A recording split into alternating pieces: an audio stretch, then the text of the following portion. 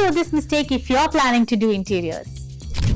Majority ആൾക്കാരുടെയും ഒരു big misconception ആണ് ഇന്റീരിയേഴ്സ് എന്ന് പറയുന്നത് ഫർണിച്ചേഴ്സ്, പെയിന്റ് സെലക്ഷൻ ഇത് മാത്രമാണെന്ന്. ബട്ട് ഇന്റീരിയേഴ്സ് അത് മാത്രമല്ല. ആക്ച്വലി ഫ്ലോറിംഗ്, ലൈറ്റിംഗ്, ഇലക്ട്രിക്കൽ, വാൾ ഫിനിഷസ് ഇതെല്ലാം ഇന്റീരിയറിന്റെ ഒരു ഭാഗമാണ്. സോ എത്രയും നേരത്തെ നമ്മൾ ഇന്റീരിയർ പ്ലാൻ ചെയ്യുന്നോ അത്രയും ബെറ്റർ റിസൾട്ട് നമുക്ക് ഉണ്ടായിരിക്കും.